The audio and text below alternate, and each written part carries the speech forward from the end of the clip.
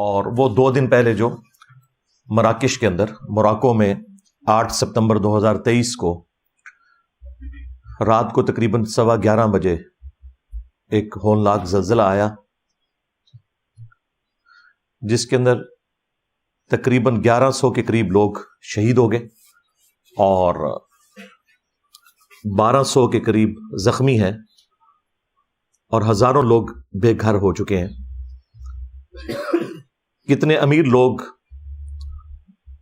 جو بڑے کر و فر کے ساتھ اپنے گھروں میں بیٹھے ہوئے تھے، وہ سڑکوں کے اوپر آ گئے ہیں، اور اب ان کے اندر اتنی ہمت نہیں ہے کہ وہ اپنے ان گھروں میں جا کر دوبارہ بسیں جو انہوں نے بڑی محنت سے بنائے تھے، کیونکہ زلزلے کا خوف ہی اتنا ہوتا ہے۔ لوگ اپنے بیوی بچوں کو لے کر روڈ کے اوپر گرین بیلٹس جو بنی ہوئی ہیں ان میں بیٹھے ہوئے ہیں اور انتظار کر رہے ہیں اسٹیبلٹی کا۔ اس طرح کے جو ارتھ کوئکس ہوتے ہیں پوری دنیا کے اندر وقتاً فوقتاً آتے رہتے ہیں، اور یہ اللہ تعالیٰ کی طرف سے ایک الارم ہوتا ہے باقی انسانیت کے لیے۔ ویسے تو روزانہ 1 گھنٹے میں 6000 لوگ مرتے ہیں، 24 گھنٹوں میں تقریباً 1.5 لاکھ۔ یہ نارمل جو ڈیتھ کی ریشو ہے نا، وہ اتنے لوگ تو دنیا سے جاتے ہی جاتے ہیں۔ 1.5 لاکھ لوگ 24 گھنٹے کے اندر۔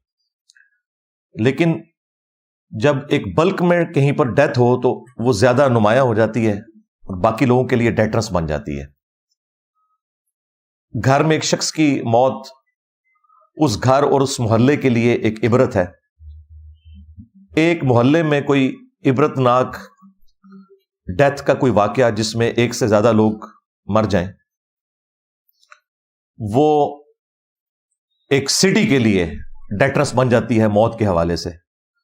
اور ایک شہر کے اندر آنے والی آفت ایک صوبے کے لیے، اور ایک صوبے میں آنے والی آفت ایک ملک کے لیے، اور ملکی لیول کے اوپر جو آفت آتی ہے، جو عموماً اس طرح رپورٹ ہوتی ہیں، وہ پوری دنیا کے لیے ایک ڈیٹرنس ہوتی ہیں کہ موت کی تیاری کر لو۔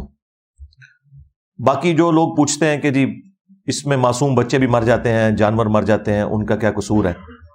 قصور والی تو بات ہی نہیں ہے۔ قصور ہو یا نہ ہو، ہر شخص نے، ہر ذی روح نے، ہر جان نے دنیا سے جانا ہے۔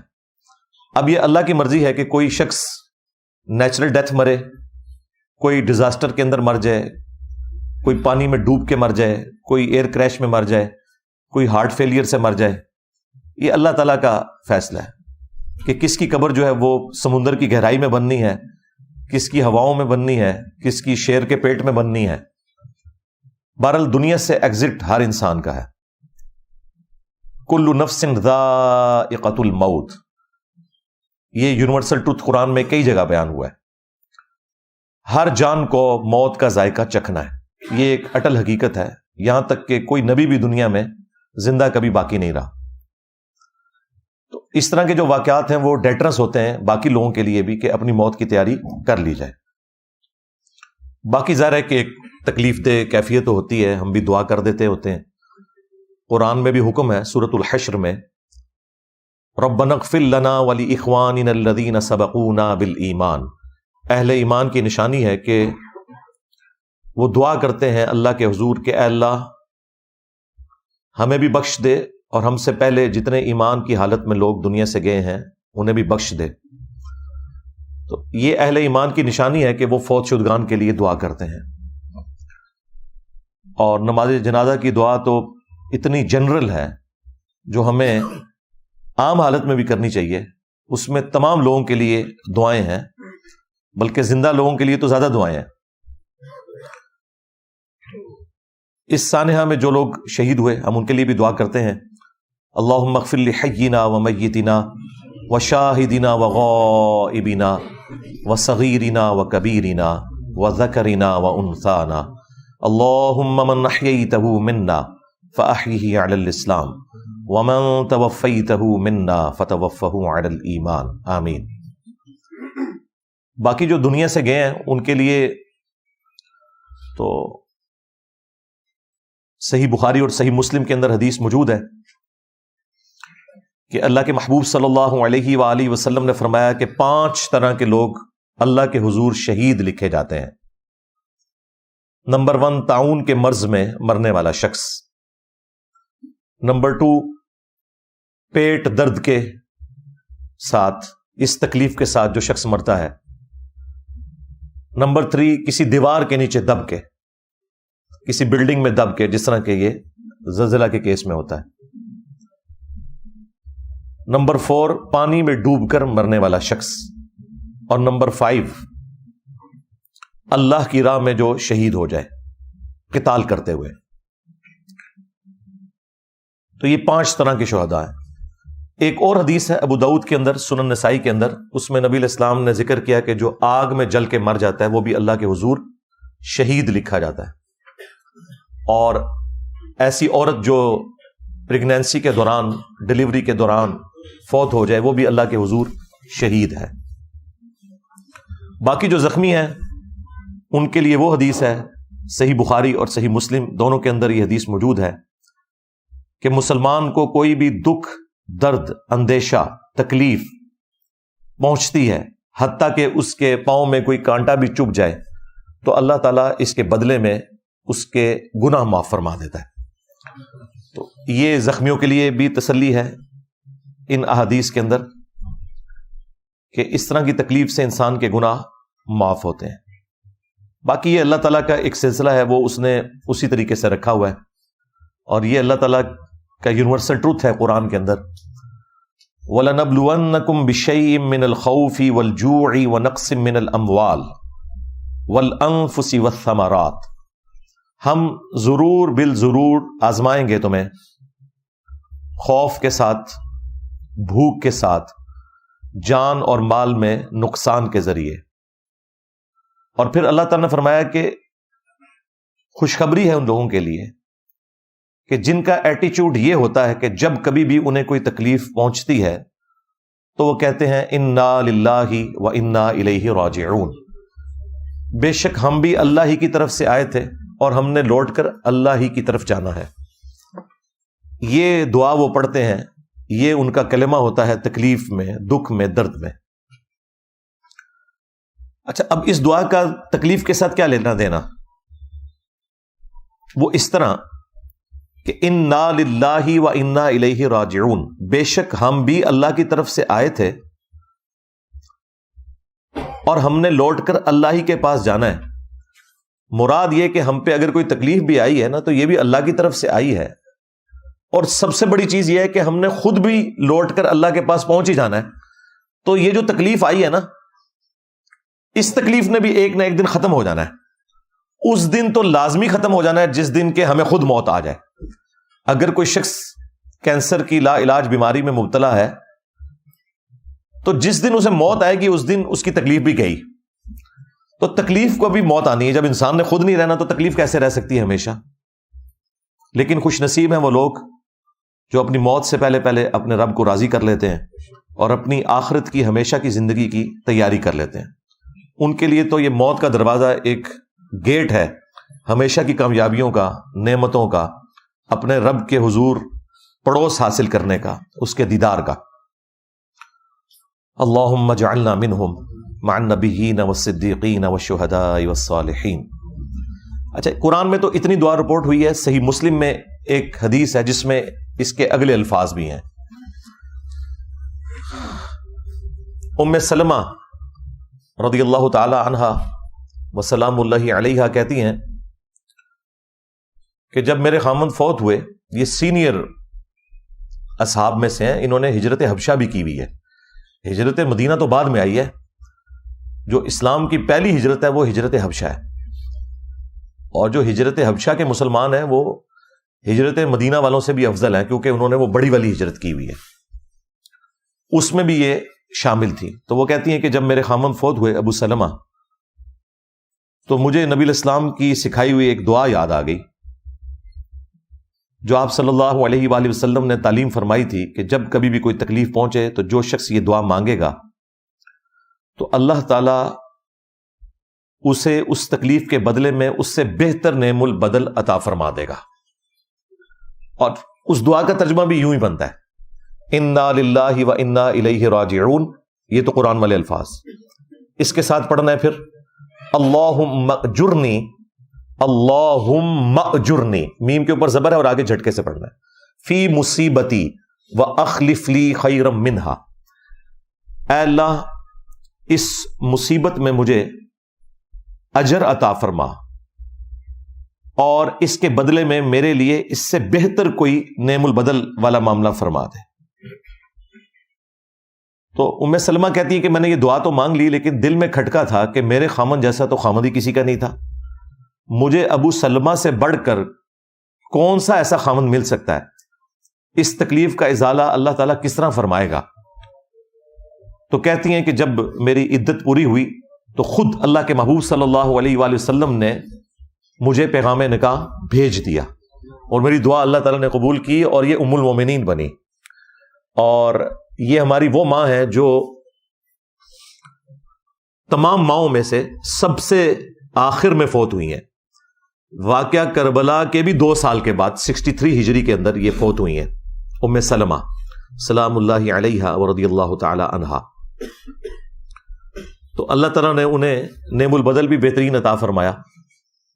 تو یہ دعا سب یاد کریں، انا للہ و انا الیہ راجعون، اللہم اجرنی فی مصیبتی واخلف لی خیرا منہا۔ یہ صحیح مسلم کے اندر موجود ہے، اور یہ دعا حرز جاں بنا لیں۔ روزانہ کوئی نہ کوئی آپ کو اس طرح کی خبر ملتی ہے، کبھی کوئی بچہ گر جاتا ہے، کسی کا ایکسیڈنٹ ہو جاتا ہے، اور کوئی تکلیف گھر میں آ جاتی ہے، تو یہ دعا ہر وقت یاد رکھیں۔ پہلی چیز جو اپنی زبان سے نکالیں وہ یہ دعا ہے، تاکہ اللہ تعالیٰ اس کا نعم البدل بہتر عطا فرمائے۔ اور دعا مومن کے پاس اتنا بڑا ہتھیار ہے کہ اس سے بڑا کوئی ہتھیار نہیں ہے۔ جامعہ ترمذی کے اندر اور مسند احمد کے اندر اور مشکات میں بھی یہ حدیث موجود ہے کہ جو شخص یہ چاہتا ہے کہ اللہ تعالیٰ مصیبت اور پریشانی میں اس کی دعا قبول کرے، تو اسے چاہیے کہ جب آسودگی اس کے اوپر ہو، جب وہ خوشحال ہو، ان دنوں میں بھی اللہ سے مانگا کرے۔ تو جب مصیبت آئے گی تو اللہ تعالیٰ اس کی دعا قبول کرے گا، اور یہ لاجیکلی سمجھ بھی آتی ہے بات۔ پھر جامعہ ترمذی میں اور مسند احمد میں یہ حدیث موجود ہے، مشکات کے اندر بھی، کہ مسلمان کی دعا کبھی بھی رد نہیں جاتی۔ 3 طرح سے ہوتی ہے، یا تو جو کچھ مانگا وہ تمہیں دے دیا جائے گا، یا اس کے بدلے میں کوئی تمہاری تکلیف دور کر دی جائے گی، یا پھر وہ دعا سٹور کر کے رکھ دی جائے گی، قیامت کے دن اللہ تعالیٰ اس کے بدلے نیکیاں عطا فرمائے گا۔ یعنی دعا رد ہوتی نہیں ہے۔ صحابہ کرام علیہم رضوان نے جب یہ اللہ کے محبوب صلی اللہ علیہ وآلہ وسلم سے یہ بات سنی تو انہوں نے کہا یا رسول اللہ پھر ہم تو اللہ تعالیٰ سے بہت زیادہ دعائیں کیا کریں گے، کیونکہ جب یہ رد ہی نہیں ہونی، یہ وہ عبادت ہے جو ہر حال میں قبول ہونی ہے۔ یا تو جو مانگا وہ مل جائے گا، یا اس کے بہتر کوئی تکلیف دور کر دی جائے گی اس کے بدلے میں، یا پھر قیامت کے دن اس کا اجر مل جائے گا، نیکیاں مل جائیں گی۔ لیکن دعا کا ایک پروٹوکول ہے، وہ جامعہ ترمذی کے اندر حدیث موجود ہے، مشکات کے اندر بھی ہے، کہ نبی علیہ السلام نے فرمایا کہ جو شخص اللہ تعالیٰ کا ذکر اور درود شریف پڑھ کے متوجہ ہوتا ہے اللہ کی طرف، اللہ تعالیٰ اسے محروم نہیں لوٹاتا۔ یہ دعا کا پروٹوکول ہے کہ پہلے اللہ کی حمد کی جائے، پھر درود شریف، پھر دعائیں۔ اور آپ دیکھ لیں جب ہم نماز میں تشہد میں بیٹھتے ہیں تو پہلے اللہ کی حمد کرتے ہیں، پھر درود شریف، اور پھر دعائیں آتی ہیں۔ یہ وہی ترتیب ہے۔ تو دعا سے اپنے آپ کو کبھی بھی بے نیاز نہیں کرنا چاہیے۔ باقی اس طرح کے جو واقعات ہیں یہ انسان کو جھنجھوڑتے ہیں کہ وہ اپنی موت کی تیاری کرے۔ موت وہ حقیقت ہے کہ جس کا انکار وہ لوگ بھی نہیں کرتے جو خدا کا انکار کرتے ہیں۔ یہ اتنی بڑی حقیقت ہے کہ اس کا انکار ممکن نہیں ہے۔ لہٰذا اس قسم کے واقعات پہ صرف کف افسوس ملنے کی بجائے انسان کو گاڈ اورینٹڈ ہونا چاہیے، اللہ تعالیٰ کی طرف متوجہ ہونا چاہیے۔ اور یہ موت کا مقصد بھی اللہ تعالیٰ نے قرآن میں اس لیے بیان کر دیا، الذی خلق الموت والحیات لیبلوکم ایکم احسن عملا۔ اللہ تعالیٰ نے زندگی اور موت کو اس لیے پیدا کیا، یعنی یہ جو نظام ہے کہ زندگی کے بعد موت آتی ہے، ایک آپ کو ٹائم دیا جاتا ہے اس لیے کہ تاکہ وہ جانچے تم میں سے کون اچھے اعمال کرتا ہے، یہ اس نے جانچنا ہے۔ کل نفس ذائقۃ الموت، تم میں سے ہر جان کو موت کا مزہ چکھنا ہے۔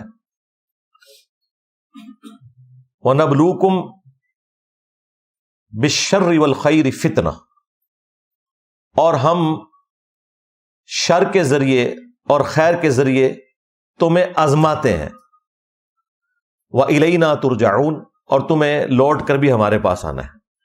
تو موت کے ساتھ اللہ تعالیٰ نے کہا کہ دنیا میں جو ہم یہ شر اور خیر کا سسٹم ہم نے جاری کیا ہے، اس کے ذریعے تمہاری آزمائش ہوتی ہے، الٹیمیٹلی تم ہمارے تک پہنچ جاؤ گے۔ پھر سورہ السجدہ میں اللہ تعالیٰ نے فرمایا کہ ہم دنیا کی زندگی میں بھی تمہیں تھوڑا بہت عذاب یعنی تکلیف دیں گے تاکہ تم ہماری طرف پلٹ آؤ۔ ڈائریکٹ تکلیف بھی آ سکتی ہے، انڈائریکٹ صدمے کی شکل میں بھی، اور اس کا مقصد یہ ہے کہ آپ نے خدا کی طرف پلٹنا ہے۔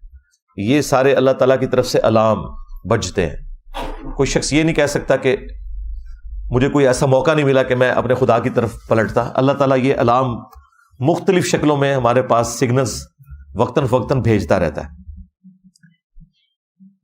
اور میں تو اکثر کہتا ہوں کہ موت وہ حقیقت ہے کہ ہمیں چوک میں کھڑے ہو کر، چوراہوں پر، گھروں کی چھتوں کے اوپر کھڑے ہو کر یہ اناؤنسمنٹ کرنی چاہیے کہ انسان نے مرنا ہے۔ انسان کا قبلہ اسی وقت درست رہتا ہے کہ جب موت ہر وقت اس کے سر پہ منڈلا رہی ہو۔ باقی قرآن کا پورا مقدمہ اسی بات کے اوپر قائم ہے کہ انسان نے مر کے اللہ کے حضور پیش ہونا ہے، اس کی تیاری کر لو۔ پورے قرآن کا خلاصہ یہی ہے۔ اسی کے لیے اللہ تعالیٰ نے کتابیں بھیجی اور 7 پیغمبروں کو بھیجا تاکہ اپنا تعارف کروایا جائے، اور پھر ہمیشہ کی آنے والی زندگی، خواہ وہ جنت میں ہے یا نعوذ باللہ جہنم میں، اس کے بارے میں بتا دیا جائے کہ بھائی تیاری کر لو موت کے آنے سے پہلے۔ تو یہ موت کی تلوار ہر وقت اگر انسان کے اوپر لٹکی رہے، وہ تو لٹک رہی ہے، اس کا تصور بھی ہو تو انسان نافرمانی کے کاموں سے بچ جاتا ہے۔ اللہ تعالیٰ نے سورۃ المومنون میں بھی فرمایا افحسبتم انما خلقناکم عبثا وانکم الینا لا ترجعون، کیا تم نے یہ گمان کیا کہ ہم نے تمہیں ویسے ہی پیدا کر دیا ہے اور تمہیں لوٹ کر ہمارے پاس نہیں آنا؟ یہ تو اللہ تعالیٰ نے معاملہ ایسا رکھا ہے کہ دنیا میں اگر کوئی چیز نہیں بھولی جانی چاہیے تو وہ انسان کی موت ہے، کہ اسے مر کر اپنے رب کے حضور پیش ہونا۔ پھر سورۃ الحدید میں جس شان کے ساتھ آیات نازل ہوئیں، اسی قسم کے واقعات کے ساتھ ریلیٹڈ ہیں یہ ساری چیزیں۔ الم یأن للذین آمنوا ان تخشع قلوبهم لذکر اللہ وما نزل من الحق، کیا لوگوں پر ایسا وقت نہیں آیا کہ ان کے دل جھک جائیں اللہ کی یاد کی طرف اور اس الحق قرآن کی طرف جو ان کے رب کی طرف سے نازل ہوا؟ یعنی کتنا جھنجھوڑنے کا انداز ہے کہ کیا ابھی بھی وہ وقت نہیں آیا؟ لوگ تو بہانے کرتے ہیں، بس جی بس یہ میرے بچیوں کے ہاتھ پیلے ہو جائے پھر تو میں نے مسجد میں ہی بیٹھے رہنا ہے، میرا فلاں مسئلہ حل ہو جائے تو انشاءاللہ میں گاڈ اورینٹڈ ہو جاؤں گا۔ اور اسی طریقے سے انسان وقت گزارتا رہتا ہے، اسے پتہ بھی نہیں چلتا، موت آ جاتی ہے۔ اس کا ثبوت یہ ہے کہ آپ کے ساتھ جتنے لوگ مر رہے ہیں، آپ ان کے اوپر غور و تفکر کریں تو آپ کو پتہ چلے گا کہ وہ اسی نارمل زندگی سے ہی اچک لیے گئے ہیں۔ یہ نہیں ہوا کہ پہلے انہیں کوئی ٹیلی فون کال آئی ہے یا کوئی ٹیکسٹ میسج آیا کہ بھائی اتنے دن رہ گئے تیاری کر لو تو وہ پھر بالکل ٹھیک ہو گئے، نہیں، اچانک ہی اٹھائے جاتے ہیں۔ تو اسی لیے اللہ تعالیٰ نے قرآن میں فرمایا وَلَا تَمُوتُنَّ إِلَّا وَأَنْتُمْ مُسْلِمُونَ، دیکھنا تمہیں موت نہ آئے مگر اس حال میں کہ تم اللہ کے تابع فرمان مرنا، یعنی ہر وقت تابع فرمان رہو گے تو ہی تمہیں پھر موت اچھی حالت میں آ سکتی ہے، کیونکہ آپ جو زندگی گزار رہے ہیں اسی میں سے آپ کو اچک لیا جائے گا، کیونکہ پلان تو کوئی نہیں ہونا کہ بھئی اتنے دنوں بعد، اتنے مہینوں بعد، اتنے ہفتوں بعد آپ کو اٹھایا جائے گا لہٰذا اپنی تیاری شروع کر دیں، نہیں، یہ چلتے پھرتے ہی آپ کو اٹھا لیا جانا ہے۔ میرے اپنے کئی کلاس فیلوز جو یونیورسٹی میں تھے، کالج میں تھے، اسکول میں تھے، کب کے فوت ہو چکے، اور بالکل چلتے پھرتے، یہ نہیں ہے کہ کوئی ایکسیڈنٹ میں مر گیا، نہیں، نیچرل ڈیتھ بھی مرے۔ تو ہر وقت انسان کو آخرت کی تیاری کے لیے اپنے آپ کو تیار کرنا چاہیے، اور اس طرح کے جو واقعات ہیں ان سے یہی درس عبرت حاصل کرنا چاہیے، بجائے یہ کہ اس طرح کی خبریں دیکھ کے تو آپ صرف دعا تک اکتفا کریں اور کفِ افسوس ملیں۔ اپنی آخرت کی تیاری کریں کہ کیا حالات و واقعات ہوں گے آگے چل کے۔ لوگ تو رو رہے ہوتے ہیں مرنے والوں کو اس اعتبار سے کہ یہ مر گئے، اصل تو رونا یہ ہے کہ یہ جس حالت میں مرے ہیں اس حالت نے ڈیفائن کرنا ہے کہ آخرت میں ان کے ساتھ کیا معاملہ ہونا ہے. اگر تو اللہ کے تابع فرمان ہو کر مرے تو چاہے کوئی لاوارث لاش بھی ہو فٹ پاتھ کے کنارے، اسے دفنانے والا بھی کوئی نہ ہو، وہ اللہ کی جنتوں میں پہنچ گیا.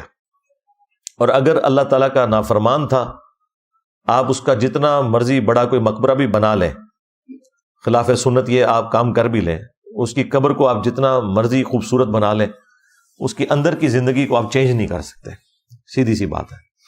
بعد میں تو خیر لوگ قرآن خوانیاں کروا رہے ہوتے ہیں اور پتہ نہیں کیا کچھ کروا رہے ہوتے ہیں. اور بھائی جس شخص نے اپنی زندگی میں قرآن کو اتنا سیریس نہیں لیا کہ وہ قرآن کھول کر خود پڑھے کہ میرے رب نے مجھ سے کیا ڈیمانڈ کی ہے، اب اسی شخص کی میت کے اوپر کس منہ سے قرآن پڑھا جا رہا ہے؟ وہ اپنی زندگی میں تو قرآن کو اتنی اہمیت نہیں دیتا تھا، اب آپ اس کی میت پہ قرآن پڑھ کے دھونس اور زبردستی کے ذریعے اسے بخشوانا چاہتے ہیں. اس طرح تو آپ کچھ بھی نہیں کر سکتے. دنیا میں اس طرح کی چیزیں چلتی ہیں، اللہ کے اوپر تو کسی کی کوئی دھونس نہیں ہے. سیدھی سی بات ہے. تو مرنے سے پہلے اللہ تعالیٰ کو سیریس لے لیں تاکہ جب آخرت میں اللہ کے حضور پیشی ہو تو انشاءاللہ کامیابیاں ہمارا مقدر ہوں. صلو علی محمد وآل محمد، اللہم صلی علی محمد وعلی آل محمد واصحاب محمد وازواج محمد وامت محمد اجمعین الی یوم الدین آمین.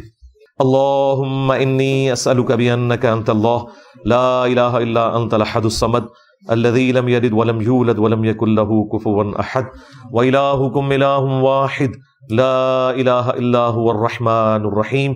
الف لام میم اللہ لا الہ الا هو الحی القیوم. اللہم صلی علی محمد وعلی آل محمد. ربنا آتنا فی الدنیا حسنہ وفی الآخرۃ حسنۃ وقنا عذاب النار. ربنا آتنا من لدنک رحمہ وہیئ لنا من امرنا رشدا. لا الہ الا انت سبحانک انی کنت من الظالمین. اللہم احسن عاقبتنا فی الامور کلہا واجرنا من خزی الدنیا وعذاب الآخرہ. اللہم اغفر لحینا ومیتنا وشاہدنا وغائبنا وصغیرنا وکبیرنا وذکرنا وانثانا. اللہم من احییتہ منا فاحیہ علی الاسلام ومن توفیتہ منا فتوفہ علی الایمان. اے اللہ جن جن بھلائیوں کا سوال تیرے محبوب صلی اللہ علیہ وآلہ وسلم نے تجھ سے کیا، ہمارے حق میں، ہمارے ماں باپ کے حق میں، ہمارے بیوی بچوں کے حق میں، پوری امت کے حق میں قبول و منظور فرما.